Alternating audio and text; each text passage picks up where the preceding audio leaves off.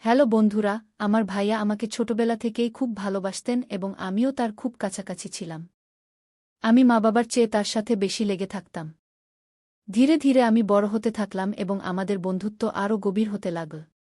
সেই সময় আমি নতুন যৌবনে পা রাখছিলাম এবং আমার বান্ধবীদের কাছ থেকে পুরুষ ও নারীর সম্পর্কে নতুন নতুন কথা শুনছিলাম। ভাইয়ার সাথে আমার বন্ধুত্ব এতটাই গভীর ছিল যে আমি তার সাথে সব কথা শেয়ার করতাম এবং তার সাথে কথা বলে আমি অনেক শান্তি পেতাম। এক রাতের কথা, মা-বাবা বাড়িতে ছিলেন না। ভাইয়ার মাথায় খুব তীব্র ব্যথা হচ্ছিল। তিনি আমাকে বললেন, কাজল, একটু চা বানিয়ে আমার রুমে নিয়ে আসো। আমি দ্রুত চা বানিয়ে ভাইয়ার রুমে নিয়ে গেলাম। ভাইয়া চা সাইড টেবিলে রাখতে বললেন। আমি চা টেবিলে রেখে ফিরে যাচ্ছিলাম, তখনই ভাইয়া আমাকে ধরে ফেললেন এবং বললেন, আজ বাড়িতে কেউ নেই, তোমার নিজের রুমে ভয় লাগবে। তাই আজ আমার কাছেই শুয়ে থাকো। আমি তোমাকে একটি ভিডিও দেখাব। ভাইয়া আমাকে তার পাশে শুয়ে থাকতে বললেন। আমি তার পাশে শুয়ে পড়লাম। ভাইয়া আমাকে ভিডিও দেখাতে লাগলেন। সেই ভিডিও দেখে আমার ভেতর হঠাৎ অস্থিরতা তৈরি হল। তারপর ভাইয়া আমাকে বললেন, এখন আমরা দুজন মিলে এমন করব। চলো বন্ধুরা, আমি শুরু থেকে বলি কি হয়েছে। আমার নাম কাজল, আমি ১৯ বছর বয়সী। আমি এইমাত্র ১২তম শ্রেণী পাস করেছি। আমার পড়াশোনার সম্পর্কে অনেক শখ ছিল, কিন্তু আমার বাবা আমার পড়াশোনার বিরোধী ছিলেন। আমি মা এবং ভাইয়াকে বললাম যে আমি আরও পড়তে চাই, তাই দয়া করে আপনারা দুজনই আমাকে সাহায্য করুন এবং বাবাকে রাজি করান। মা তার পক্ষ থেকে অনেক চেষ্টা করলেন, কিন্তু বাবা রাজি হচ্ছিলেন না। তার কথা ছিল যে আজকাল কলেজে পড়াশোনা কম এবং প্রেমের সম্পর্ক বেশি চলে। তখন আমার ভাইয়া বাবাকে বোঝালেন এবং আমার গ্যারান্টি নিলেন যে আমি এমন কিছু করব না এবং শুধু পড়াশোনায় মন দেব। তখন বাবা রাজি হয়ে ভাইয়াকে বললেন, আজ থেকে কাজলের দায়িত্ব তোমার। যদি সে কোনো ভুল করে, তবে এই বাড়ি এবং পরিবারের ইজ্জতে দাগ লাগবে এবং কাজলের পাশাপাশি তোমারও খারাপ হবে। ভাইয়া বাবাকে বললেন, বাবা, চিন্তা করো না, আমি কাজলের প্রতিটি কাজের উপর নজর রাখব। সেই সময় আমি জানতাম না ভাইয়ার মনে কি চলছিল এবং তিনি কেন আমার এত পক্ষ নিচ্ছেন। কিন্তু মজার ব্যাপার ছিল যে আমি কখনো ভাবিনি যে আমি এবং ভাইয়ার বন্ধুত্ব এতদূর যাবে। কিছুদিনের মধ্যেই ভাইয়া আমার সাথে গিয়ে আমার কলেজে ভর্তি করিয়ে দিলেন। শুরুতে আমি খুব মন দিয়ে পড়াশোনা করতে লাগলাম এবং কলেজে কারো সাথে বেশি মিশতাম না। কলেজে যা হতো সব আমি রাতে ভাইয়াকে বলতাম। ভাইয়াও আমার সাথে খুব ফ্রেন্ডলি হয়ে গিয়েছিলেন এবং আমার মনে হচ্ছিল যে তিনি আমাকে কিছুটা অদ্ভুত দৃষ্টিতে দেখেন। ভাইয়া গ্রামে থাকতেন এবং চাকরির সূত্রে আমাদের বাড়িতেই থাকতেন। তারপর কলেজে আমার একটি মেয়ের সাথে বন্ধুত্ব হয়ে গেল। তার সাথে বন্ধুত্ব করার পর আমার জীবন বদলে যেতে লাগল। সে আমাকে বলল যে তার বিয়ে ঠিক হয়ে গেছে এবং একদিন সে আমাকে তার বাগদত্তার সাথে পরিচয় করিয়ে দিল। আমার বান্ধবী আমাকে বলল যে তাদের বিয়ে ঠিক হয়ে গেছে এবং এখন তারা দুজনেই একে অপরের সাথে সব সীমা অতিক্রম করে ফেলেছে। তারপর আমি আমার বান্ধবীর কাছ থেকে সেই সব জানার চেষ্টা করতে লাগলাম যা সম্ভবত আমার বয়সে জানা উচিত ছিল না। আমার বয়স এমন ছিল যে আমি এই কথা জানার পর সহজেই ভুল পথে চলে যেতাম এবং তারপর ঠিক তাই হতে লাগল। আমিও সেই সব বিষয়ের প্রতি আগ্রহী হয়ে উঠলাম। আমার কোনো ছেলের সাথে বন্ধুত্ব ছিল না, তাই যখনই আমি এমন কথা ভাবতাম, আমার মাথায় ভাইয়ার ছবি ভেসে উঠত। কিন্তু ভাইয়ার আচরণ এবং তার কথা আমার চিন্তাকে আরও উস্কে দিত। যদিও আমি তখনও ভাইয়ার মনের কথা বুঝতে পারিনি। কখনো কখনো আমার মনে হতো যে সম্ভবত সেও আমার সম্পর্কে এমনই ভাবত। কিন্তু কখনো কখনো তার আচরণ আমার প্রতি খুব কঠিন হয়ে যেত। তিনি আমাকে মনে করিয়ে দিতেন যে আমার বাবা কতটা কঠোর এবং যদি আমি কোনো ভুল করি, তবে আমার পাশাপাশি তারও খারাপ হবে। তার এই কথা শুনে আমি নিজেকে নিয়ন্ত্রণ করার চেষ্টা করতাম। কিন্তু বলে না যে যৌবন অন্ধ হয়। যৌবন এমনই, যেমন শীতে আগুন জ্বললে হাত গরম করেই নেওয়া হয়। আমি যে কলেজে যেতাম, আবার সেখানেই সেইসব কথা শুনতে পেতাম। তারপর আমি কলেজ থেকে বাড়ি এসে আমার বন্ধুদের বলা কথাগুলো নিয়ে ভাবতে থাকতাম। সেদিন আমার ভাইয়া চাকরি থেকে বাড়ি ফিরে এসে বসে বললেন, কি ভাবছ কাজল? আমি গভীরভাবে ভাইয়ার দিকে তাকিয়ে বললাম, ভাইয়া, তুমি জানো আমার বান্ধবী আজ আমাকে কি বলেছে? প্রতিবারের মতো আজও আমি ভাইয়ার সাথে আমার মনের কথা শেয়ার করতে লাগলাম। আমার অভ্যাস ছিল যে আমি আমার সব কথা ভাইয়াকে বলতাম, তা যে কোনো বিষয় হোক না কেন। ভাইয়া আমাকে উপর থেকে নিচ পর্যন্ত দেখে বললেন, হ্যাঁ বলো, কি বলতে চাও? তোমার বন্ধু তোমাকে কি বলেছে? আমি বললাম, আমার বন্ধু আমাকে বলছিল যে ইন্টারনেটে অনেক ধরনের ভিডিও আছে যেখানে সব ধরনের মশলা পাওয়া যায়। তাই আমি বলছিলাম যে আপনার কাছেও তো মোবাইল আছে এবং নেটের প্যাকেজও লাগানো আছে। আপনি নিশ্চয়ই সেই ভিডিওগুলো দেখেছেন। তাহলে আমরা দুজন মিলে ভিডিও দেখে এনজয় করি না কেন? আমি এই কথা বলার সময় আমার মুখ ভাইয়ার কাছাকাছি এনে ফিসফিস করে বললাম। তিনি ফ্যালফ্যাল করে আমার দিকে তাকিয়ে রইলেন। আমার মনে হলো তিনি আমাকে ভালো করে ডাকবেন। কিন্তু হঠাৎ তিনি আমাকে খুব গভীরভাবে দেখলেন এবং মনে মনে কিছু সিদ্ধান্ত নিলেন, তারপর হাসলেন এবং ফিসফিস করে বললেন, দেখো কাজল, এমন কথা তোমার বাবার সামনে বলো না। না হলে তোমার বাবা তোমার তো বেহাল করবেই, কিন্তু আমাকে বাড়ি থেকে বের করে দেবে, কারণ আমি তোমার দায়িত্ব নিয়েছি। তাহলে আমার থাকার সমস্যা হয়ে যাবে। আর ভিডিও দেখার কথা হলে তুমি রাতের বেলা আমার রুমে চলে আসবে। আমি তোমাকে সব ধরনের ভিডিও দেখিয়ে দেব। ভাইয়ার চোখে এক চমকদার শারীরিক অসুস্থতা ছিল যা আমি তখন বুঝতে পারিনি। এরপর ভাইয়া তার রুমে চলে গেলেন এবং আমি পড়াশোনা করতে বসলাম। কিন্তু আমার মন পড়ায় লাগছিল না, শুধু রাতের কথা ভাবছিলাম।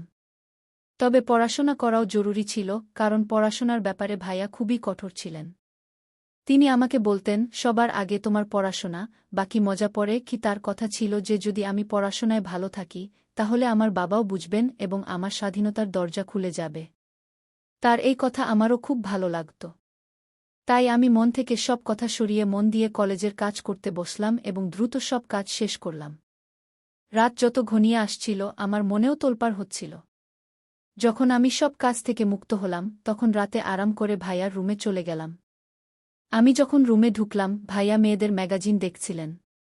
আমাকে দেখে তিনি হাসলেন এবং ম্যাগাজিনটা লুকিয়ে ফেললেন। শীতের মৌসুম চলছিল এবং দিন দিন ঠান্ডা বাড়ছিল। আজ রাতটা ছিল খুব ঠান্ডা, তাই আমি গিয়েই ভাইয়ার বিছানায় গিয়েও ঢুকে পড়লাম এবং তার পাশে ঘেঁষে বসে বললাম, আমাকে দ্রুত সেই ভিডিওগুলো দেখিয়ে দিন, না হলে বাবা আসার সময় হয়ে যাবে। তবে সময় নষ্ট না করে আমি ভিডিও দেখতে শুরু করলাম। ভিডিও দেখার পর আমার ভেতর একটা অদ্ভুত পরিবর্তন অনুভব করলাম। কিন্তু হঠাৎ, কখনো কখনো আমি কিছু ভিডিও দেখছি কিনা, বাবার আচমকা আমার রুমে চলে এলেন। বাবা কঠোর স্বরে বললেন, এত রাতে ভাইয়ের রুমে কি করছ? চলে যাও তোমার রুমে। বাবা খুব কঠোর স্বভাবের ছিলেন এবং আমি তাকে খুব ভয় পেতাম। তাই তিনি যেই বললেন, আমি সব ভুলে গিয়ে তাড়াতাড়ি আমার রুমে চলে এলাম। আমি ভেবেছিলাম, বাবা ভাইয়ার রুম থেকে বেরিয়ে তার রুমে গেলেই আমি আবার ভাইয়ার রুমে চলে যাব। কিন্তু সেই রাতে বাবার ভাইয়ার সাথে জরুরি কাজ ছিল, তাই তিনি অনেকক্ষণ ভাইয়ার রুমেই বসে রইলেন। আমি অপেক্ষা করতে করতে ঘুমিয়ে পড়লাম এবং বুঝতেই পারলাম না বাবা কখন ভাইয়ার রুম থেকে বেরিয়েছেন। পরের দিন কলেজ থেকে ফিরে আমি অধীর আগ্রহে রাতের অপেক্ষা করতে লাগলাম। আমি কিছু ভিডিও দেখে ফেলেছিলাম এবং সেগুলো দেখার ইচ্ছা আমাকে অস্থির করে তুলছিল। যখন সময় হলো, আমি ভাইয়ার রুমে ভিডিও দেখতে গেলাম। কিন্তু ভাইয়া বললেন, আমি এখন অফিসের কাজ শেষ করি, তারপর তুমি একটু পরে আসবে। আমি তোমাকে ভিডিও দেখিয়ে দেব। আমি সকাল থেকেই ভিডিও দেখার জন্য ব্যাকুল ছিলাম, তাই ভাইয়ার উপর একটু রাগ করে ফিরে বসলাম। ঠিক তখনই আমার মোবাইলে একটি নতুন নম্বর থেকে মেসেজ এল। সে একটি ছবি পাঠিয়েছিল এবং সেটা দেখে আমার চোখ ছানাবড়া হয়ে গেল। আমি ছবিটা দেখছিলাম কিনা, সেই লোকটি মেসেজ করা শুরু করল। সে খুব রোমান্টিকভাবে কথা বলছিল। আমি আগে থেকেই উত্তেজিত ছিলাম, তাই আমিও সেইভাবে জবাব দিতে লাগলাম। এরপর মনে হলো এই কথা ভাইয়াকে বলা উচিত। আমি তাড়াতাড়ি ভাইয়ার রুমে গেলাম, কিন্তু তার দরজা বন্ধ ছিল। তাই আমি ফিরে আমার রুমে এলাম এবং সেই অচেনা ছেলের সাথে কথা বলতে লাগলাম। আমি তাকে বললাম যে আমি তাকে দেখতে চাই এবং ভিডিও কল করতে বললাম, কিন্তু সে ছেলে রাজি হল না। এদিকে আমি লক্ষ্য করলাম যে ভাইয়া তার ঘর থেকে বেরিয়ে সিঁড়ি দিয়ে উপরের ছাদের দিকে যাচ্ছেন। তার হাতে মোবাইল ছিল। আমি অবাক হলাম যে তিনি রাতের এই সময় ছাদে কেন যাচ্ছেন। রাত 12টা বাজে আর আমার ঘুমও আসছে না। আমার মনে সন্দেহ জাগল যে না জানি ভাইয়াই আমাকে নতুন নম্বর থেকে মেসেজ করছেন। যাই হোক, আমি এই ভাবনা ভাবতে ভাবতে ঘুমিয়ে পড়লাম এবং একটি স্বপ্ন দেখলাম। স্বপ্নে ভাইয়া আমার সাথে ছিলেন এবং আমাকে কিছু কাজ করতে বলছিলেন। এমন সময় হঠাৎ আমার চোখ খুলে গেল। সকাল হয়ে গেছে আর আমি দেখলাম ভাইয়ার মেজাজ খুব ভালো। তিনি আমার সাথে হেসে কথা বলছিলেন। এর আগে আমি কলেজে পায়ে হেঁটে যেতাম, কিন্তু সেই দিন দাদা বললেন, আজ আমি তোমাকে আমার বাইকে করে কলেজে ছেড়ে দেব। আমি তার সাথে রওনা দিলাম। কলেজ শেষ হতেই গেট থেকে বেরিয়ে দেখলাম দাদা আগে থেকেই আমার জন্য অপেক্ষা করছেন। সেই দিন আমি খুব মনখারাপ ছিলাম, কারণ আমার সখী আমার উপর রাগ করেছিল। আমাদের মধ্যে কিছু নিয়ে ঝগড়া হয়েছিল। পথে দাদা আমার মন খারাপের কারণ জিজ্ঞাসা করলে আমি বললাম যে আমার সখীর সাথে ঝগড়া হয়েছে এবং আমার মন খুব খারাপ। দাদা বললেন, চলো তোমার মন ভালো করি কে বলে তিনি বাইক একটি বিরিয়ানির দোকানে থামালেন। তিনি জানতেন যে আমি বিরিয়ানি খুব পছন্দ করি। আমরা দুজন সেখানে বসে বিরিয়ানি খেলাম এবং কোল্ড ড্রিঙ্কও পান করলাম। দাদা সেখানেও আমাকে হাসানোর চেষ্টা করছিলেন। এরপর আমরা বাড়ি ফিরে এলাম। সেই দিন বাড়িতে মা বাবা ছিলেন না, সম্ভবত কোনো আত্মীয়ের বিবাহে গিয়েছিলেন। বাড়ি এসে দাদা আমাকে জিজ্ঞাসা করলেন, তুমি আমাকে আবার সেই ভিডিও দেখতে বললে না কেন? আমি উত্তর দিলাম, আমি তো আগেই দেখে ফেলেছি। এ কথা শুনে দাদা চমকে গেলেন এবং আমার দিকে তাকালেন। তিনি জিজ্ঞাসা করলেন, তুমি কিভাবে দেখলে? তোমার কাছে তো শুধু ভয়েস প্যাকেজ আছে। আমি বললাম, আমার একটি নতুন বন্ধু হয়েছে, সে পাঠিয়েছিল।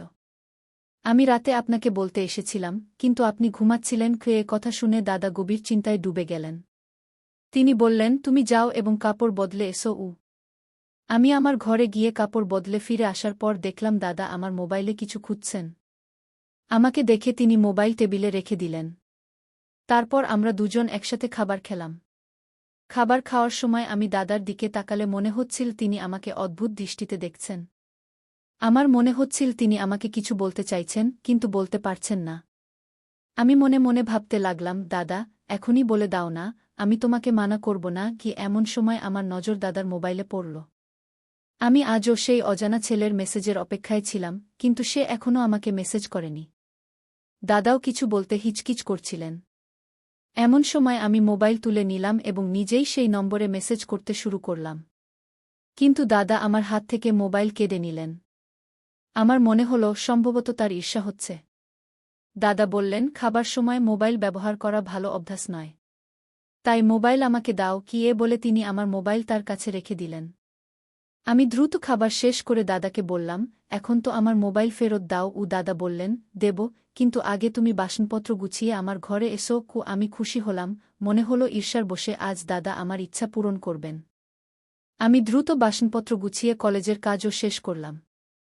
রাত 11টায় যখন আমি দাদার ঘরে গেলাম এবং বললাম, এখন তো আমার মোবাইল ফেরত দাও, আমার সেই বন্ধুর সাথে কথা বলতে হবে। দাদা বললেন, আমার মাথায় খুব তীব্র ব্যথা হচ্ছে। যাও, আগে আমার জন্য এক কাপ ভালো চা বানিয়ে আনো। আমি চা বানাতে চলে গেলাম। কিছুক্ষণ পরে আমি চা নিয়ে ঘরে এলাম এবং চা টেবিলে রেখে দিলাম। আমি ফিরে যেতে যেতেই দাদা আমার বাহু ধরে বললেন, আজ রাত তুমি আমার ঘরেই থাকবে। আমি নিঃশব্দে তার দিকে তাকালাম, কারণ আজ রাতে আমার সেই ছেলের সাথে ভিডিও কল করতে হবে। আমি ইচ্ছাকৃতভাবে দাদাকে বললাম, আমি আমার ঘরে যাব এবং আমার বাহু ছাড়িয়ে ঘর থেকে বেরোতে গেলাম। কিন্তু দাদা আমাকে থামালেন এবং কঠোর স্বরে বললেন, আমি যা বলেছি তাই করো। তিনি আমাকে বিছানায় শুইয়ে দিলেন। আমি ভয়ে শুয়ে পড়লাম। তারপর সারারাত ধরে দাদা আমার সাথে যা করলেন তা আমি কখনো ভাবতেও পারিনি। তিনি অনেকক্ষণ ধরে আমার মোবাইল ব্যবহার করলেন এবং আমাকে ঘুমাতেও দিলেন না। রাত 12টায় তিনি আমাকে বললেন, তুমি কি দেখতে চাও যে সেই ছেলেকে, যে তোমাকে ভিডিও কল এবং ছবি পাঠায়? ভাইয়ের কথায় আমি খুব খুশি হলাম এবং বললাম, হ্যাঁ, আমি দেখতে চাই। ভাইয়া আমার হাতে মোবাইল দিলেন এবং বললেন, দেখো এটা। তার ছবি দেখে আমার হুঁশ উড়ে গেল, কারণ ওই ছেলেটি আমার বন্ধুর বাগদত্তা ছিল। আমি ফেটে যাওয়া চোখে ভাইয়ার দিকে তাকাতে লাগলাম। আমার চোখ থেকে অশ্রু বেরিয়ে পড়ল। তারপর ভাইয়া বলতে শুরু করলেন, যখন তুমি আমাকে এই ছেলেটির সম্পর্কে বলেছিলে, তখনই আমি বুঝে গিয়েছিলাম যে কেউ তোমাকে বোকা বানাচ্ছে। এই জন্য আমি তোমার মোবাইল থেকে ওই ছেলেটির সাথে কথা বলা শুরু করেছিলাম। সে তোমার ছবি সোশ্যাল মিডিয়ায় পোস্ট করতে যাচ্ছিল। যদি আমি তাকে ভয় দেখিয়ে ধমকাতাম না, তাহলে তুমি ধ্বংস হয়ে যেতে এবং আমাদের পরিবারের সম্মান নষ্ট হয়ে যেতে। তোমার বাবা তোমার এবং আমার উপর যে প্রভাব ফেলেন তা আলাদা। তোমার বয়স ভালো জিনিস শেখার। এমন খারাপ কথা এবং কাজ থেকে নিজেকে দূরে রাখো। যখন তুমি আমার সাথে এমন কথা বলতে, আমি সেগুলোকে তোমার শিশুসুলভ আচরণ ভেবে এড়িয়ে যেতাম। কিন্তু পরে আমি বুঝতে পেরেছিলাম যে আমাকে তোমাকে বোঝানো উচিত। এই জন্য আমি তোমার সাথে কঠোর হওয়ার বদলে বন্ধুত্ব বাড়িয়েছিলাম। যদি আমি তোমাকে কঠোরভাবে বোঝাতাম, তাহলে হয়তো তুমি রাগ করে আমার থেকে দূরে সরে যেতে এবং অন্যদের ফাঁদে পড়তে। ভাইয়ার কথা শুনে আমি ফুটে ফুটে কাঁদতে লাগলাম। তিনি আমাকে সান্ত্বনা দিলেন এবং বোঝালেন যে আমি কলেজে এমন মেয়েদের সাথে বন্ধুত্ব করব যারা পড়াশোনায় ভালো এবং ফালতু কথায় জড়ায় না। আমি ভাইয়াকে বললাম, আমি এখন শুধু আমার পড়াশোনায় মন দেব। এমন ছেলে মেয়েদের খারাপ কাজে এখন একদম জড়াব না গে। বন্ধুরা, আজকের যুগে মা-বাবা প্রায়ই তাদের সন্তানদের সাথে সব কথা শেয়ার করার অনুমতি দেন না, যা এক ধরনের অবিচার। সন্তানদের ভালো এবং খারাপ কাজের পার্থক্য বোঝানো খুব জরুরি। তাদের শেখানো উচিত যে স্কুল বা কলেজে কোনো ভুল আচরণ হলে তারা যেন অবিলম্বে তাদের মা-বাবাকে জানায়। এভাবে ভবিষ্যতে আসতে পারে এমন সমস্যা থেকে বাঁচা যায়। সন্তানদের সঠিক এবং ভুলের মধ্যে পার্থক্য বোঝানো এবং তাদের প্রতিটি পদক্ষেপে নজর রাখা জরুরি, যাতে তাদের এবং তাদের পরিবারের সম্মান সবসময় সুরক্ষিত থাকে। তো বন্ধুরা, এটা ছিল আজকের গল্প। আপনাদের এই গল্প কেমন লাগল? দয়া করে আপনার মতামত কমেন্ট বক্সে অবশ্যই লিখুন।